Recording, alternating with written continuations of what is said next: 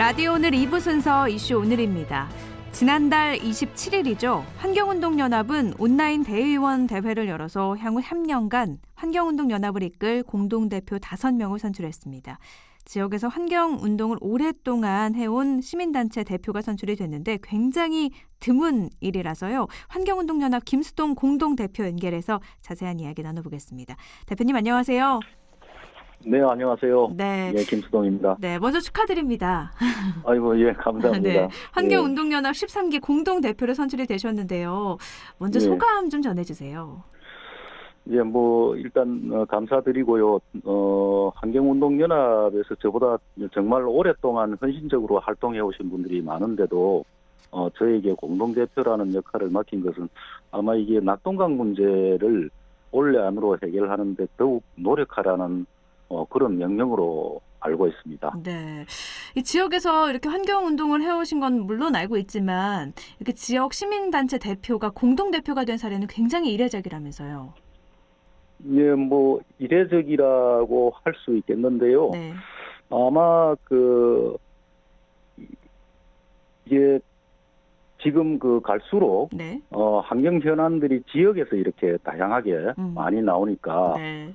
지역의 현장에서 활동하는 그 역할들을 좀 더 크게 받지 않나 그렇게 생각을 합니다. 환경운동연합 30년 역사에서 지역 활동가 출신이 공동대표가 된 건 두 번째라고 하는데 이례적이죠. 네, 이번에 제가 두 번째로 그렇게 됐습니다. 네. 잘 모르시는 분들을 위해서요. 간략하게 네. 환경운동연합에 대해서 소개를 좀 해주시죠. 환경운동연합은 당연히 시민단체 시민들이 자발적으로 이제 후원을 하고, 시민들이 같은 목적을 향해서 이렇게 가도록, 하는 그런 단체인데요. 우리나라에 전국에 54개 조직이 있고, 네. 또 안동환경운동연합도 그 조직 중에 하나고, 사실은 안동환경운동연합은 이제 겨우 11년밖에 안 됐습니다. 네. 생긴 지가. 그리고 중앙에는 또 중앙사무처가 있고, 이렇게 전국적인 환경 문제들을 지역과 중앙이 연대하여 대처하는 이제 규모로 보면은 아시아 최대 비정부 기구라고 할 수가 있습니다. 아시아 최대 비정부기고요. 예. 네네. 그 뿌리는 1988년대 공해추방 운동으로 시작해가지고 이후에 92년에 환경운동연합이 만들어지게 되었죠. 알겠습니다. 또 김수동 대표님께서 지금까지 지역에서 낙동강 오염, 또 영풍 석포제련소 이런 문제를 많이 관심을 갖고 활동을 해오셨잖아요. 네네. 환경 문제에 이렇게 관심을 갖게 된 특별한 계기가 있었나요? 저는 굉장히 단순한데요. 2019년에 이명박 대통령이 대운하 계획을 후보 시절에 대운하 계획을 했다가 네. 공약으로 했다가 이걸 다시 이제 여론에 밀려가지고 4대강 사업으로 이렇게 이름만 바꿔서 추진을 할 때, 이게 대운하 사업은 강이 멀쩡한데 4대강이 멀쩡한 강을 국민 혈세를 막대한 돈을 22조를 들여가지고 강을 망치는 사업, 그러니까 자연성을 파괴하는 그런 사업이다라고 생각을 해서 네. 이거를 4대강 사업을 저지를 안동에서도 해봐야 되겠다. 사실은 안동은 4대강 사업 영향권이 아니죠. 네. 상주보까지가 영향권인데 그래서 그 당시에 2010년에 안동에서 환경운동연합을 만들어서 4대강 사업 저지 활동을 하다가 결국 4대강 사업은 완성이 됐죠. 완성이 되고 나서 이제 그 배들이 지금 나타나기 시작하는데 네. 그렇게 시작한 환경운동이 지금까지 오게 됐습니다. 이명박 대통령의 4대강 사업으로 환경 문제에 더 큰 관심을 갖고 본격적으로 활동을 시작하게 되신 거군요. 알겠습니다. 예, 그렇게 됐죠. 예. 지역에서도 다양한 환경 문제 발생해오고 있잖아요. 안타깝게도. 예. 가장 기억에 남는 활동 하나를 꼽으라면 어떤 활동이세요? 예, 제가 한 10년 환경운동을 이렇게 하면서 지역의 문제만 이렇게 다루는 게 아니고 전국적으로 연대할 일이 있으면은 거기에서 이제 연대 지원을 하기도 하고 이렇게 하는데요. 네. 우리가 이제 현대 사회가 개발과 경제라는 문제로 이제 전국 곳곳에서 다양하게 갈등이 일어나고 있습니다. 네. 그런 현장에 이제 활동가들이 지원을 하기 위해서 현장에서 같이 활동을 하는데요. 제가 가장 마음이 아픈 현장은 밀양 송전탑 건설에 따른 주민 갈등이 있었습니다. 네. 그것이 가장 이제 제가 봤을 때는 가슴 아픈 현장이었다라고 보는데요. 밀양 역시나 한 8년 정도 송전탑 문제로 건설을 해야 된다. 주민들은 건설을 하지 마라. 그런 반대를 해오다가 거기 주민 한 분이 이치우라는 어르신이 농민이 이제 분신을 하게 됩니다. 네네. 그 분신을 하게 되는 이유는 송전탑이 들어서게 되면은 아무래도 그때 이야기에 나오는 전자파 문제라든지 또는 이게 조망권의 문제라든지 그러니까 내가 평생을 또는 대를 이어서 이렇게 농사를 지어오던 말하자면은 내가 삶의 터전이 위협을 받는다라고 생각이 됐죠. 그래서 그때 그 이치우 어르신이 2013년에 분신을 하면서 이 사건이 전국적으로 이슈화되기 시작했습니다. 네. 그래서 나중에는 결국은 이 밀양의 할배 할매들이라고 저는 표현을 하거든요. 네. 이 할배 할매들이 핵발전소라는 게 뭔지 제가 폄하하는 건 아닌데 네. 핵발전이나 이러한 것들을 거의 모르고 있던 상황에서 이 밀양 송전탑 이 싸움을 하면서 이게 결국은 신고리 5, 6호위에서 생산되는 핵발전소에서 생산되는 전기가 도심으로 가기 위해서 우리 지역을 지나가는 거구나. 이러한 잘못된 구조를 이제 그 할배들도 알게 됐죠. 그래서 제가 지금까지 뭐 여러 상황들이 있었습니다. 제가 전국의 현장이 강정마을 해공기지 문제, 영양댐 문제 뭐 이렇게 있었지만은 네. 아마 밀양 할배 할매들의 이런 싸움들이 정말 가슴에 기억에 남는 일이죠. 사실 환경 문제라고 하면은요, 이 밀양에 벌어진 고압 송전탑 사건도 그렇고 아직도 네. 보상 문제가 끝내지 않았잖아요. 그래서 네, 그렇죠. 계속 이렇게 환경 문제는 오래도록 계속 싸워야 하는 힘든 일이기도 한데 이번에 환경운동연합의 공동 대표가 되셨는데 앞으로의 계획이 좀 남다르실 것 같아요. 글쎄요, 뭐 굳이 남다를 거라고는 없을 것 같고요. 네네.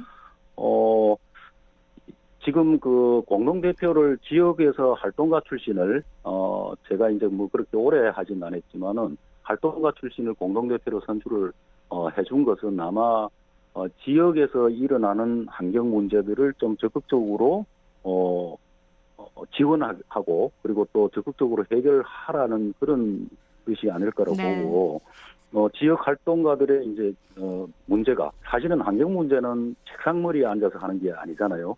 늘 이제 저희들도 사무실이 있지만은 사무실에 상주하는 것이 아니고 환경 문제가 지역의 현안이나 이러한 이슈들이 있는 곳에 늘 찾아다니고 주민들을 만나고 그래서 이제 환경 운동의 특성상 지역에서 현장 활동을 하는 사람들한테 결국은 그 힘이 실리게 되고 앞으로 그 힘으로 결국 이 문제를 해결하는데 적극적으로 나서라는 그런 의미가 있을 것 같습니다. 네. 우리 지역에서도 꼭 해결하고 싶은 계획이 있으시다면서요? 예, 낙동강이 이제 사실은 5개 광역시도를 거쳐서 이렇게 흘러가고 있는데 네. 이 낙동강은 사실은 1,300만 명이 식수나 생활 용수로 사용하는 강이지 않습니까? 그렇죠. 그런데 여기에 낙동강의 최대 문제가 수질을 위협하는 최대 요인이 척보제련소에서 나오는 중금속 문제, 또 하나는 8개 보로 인해 가지고 매년 생겨나는 녹조 문제. 그래서 이걸 녹조 문제 때문에 부산이나 대구 취소원 이전 문제를 거론을 하고 그리고 보다 본질적인 문제, 낙동강에 50년 동안 이 석고제련소가 가동이 되면서 카드뮴이나 중금속을 안동댐으로 차곡차곡 이렇게 퇴적시키고 그리고 이게 언제 하류로 영향을 미칠지 모르는 그런 굉장히 위험스러운 상황이 있지 않습니까? 네네. 그래서 석고제련소 문제가 원래 환경관리협의회 활동이 조사 활동이 상반기에 끝나고 네. 그리고 원래는 석고제련소가 통합환경허가제를 받아야 됩니다. 네네. 그래서 원래가 이제 저도 한 10여 년 가까이 석고제련소 폐쇄 운동을 하고 있지만은 원래가 석고제련소 존폐 문제를 결정짓는 해다 올해 말까지. 네. 그리고 낙동강의 8개 보처리 방안이 원래 제대로 계획이 세워져야 된다. 그래서 낙동강의 문제가 이 2가지 현안 문제를 풀어나가는 것이 지금 가장 큰 문제라고 생각합니다. 있습니다. 석포제련소 말씀을 하셔서요. 좀 여쭤볼게요. 영풍 석포제련소 폐수 배출로 2개월간의 조업정지 처분을 받아서 원래는 오는 4월부터 2달간 멈춰설 예정이었는데 계속해서 조업을 할 수 있게 됐잖아요. 네네. 그동안의 과정도 좀 간략하게 알려주시죠. 이게 2019년에 환경부에서 긴급 점검을 했을 때 2018년에 조업정지 20일을 받은 것에 누적 적용으로 돼가지고 처음에 4개월 2019년에 환경부에서 경상북도에다가 4개월 조업정지 행정처분을 요청을 했는데 경상북도에서는 이거를 잘 위법은 아니지만은 이런저런 절차를 거쳐가지고 1년 반을 끌어왔었죠. 그래서 이걸 결국은 아마 협상의 과정이라고 보여지는데요.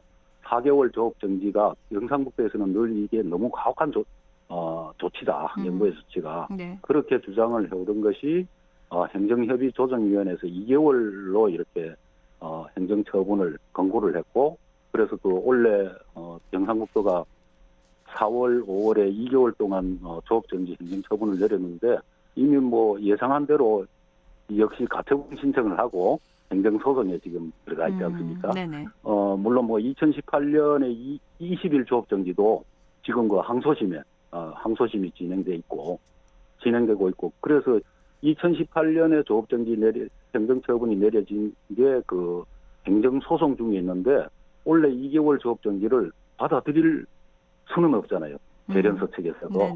아마 앞으로도 이런 정부나 지방자치단체에서 행정처분을 하면은 모든 것을 이 소송으로 맞설 것이 예상이 되고 혹시라도 올해 연말에 재련소가 폐쇄해야 되겠다. 그렇게 결정이 나더라도 재련소가 순순히 이걸 받아들일 거라고는 생각지 않습니다.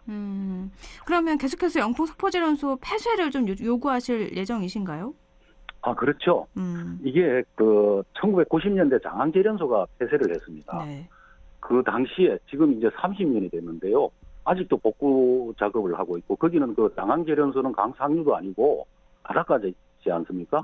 그 당시에 폐쇄될 당시에 토양오염, 주변 토양오염이 지금 영풍제련소가 2014년에 조사한 바에 의하면은 납은 2.9배, 가dum염은 4.3배 정도 높습니다. 그리고 이게 낙동강 1,300만 명 유역 국민들이 식생활 용수로 사용하고 있는 강상유에 이제 위치하고 있다는 것이 전혀 타당하지도 않고 그리고 제련소도 지금은 여기에서 아연 원광석이 생산이 되지 않습니다.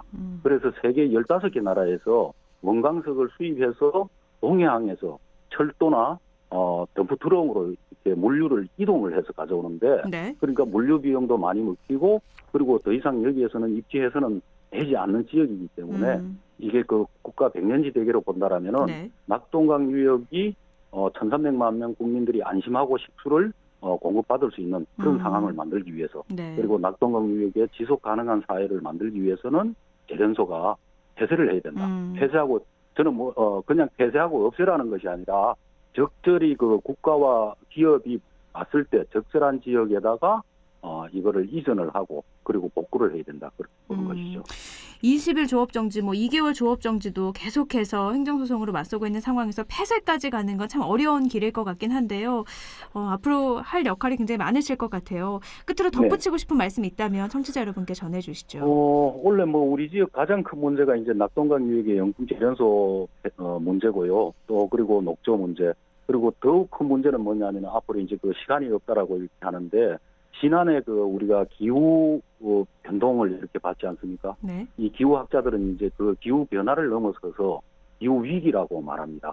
이 기후 위기는 우리 사회, 우리 이웃 그리고 우리가 우리나라 이것만 이렇게 기후 위기에 대처를 해서는 되는 일이 아니고 전 세계적으로 이제는 인류 생존권 문제가 이렇게 달려 있습니다. 기후 위기에 대처하는 것은 그래서 일반 개개 시민부터 지자체 그리고 정부까지 이 기후 위기에 대처하는 정말로 적극 대처하는 그런 행동을 이제는 취해야 되겠고 석포제련소 문제 또 한번 말씀을 드리는데요. 항공사 같은 경우는 슬러그 재처리 공장입니다.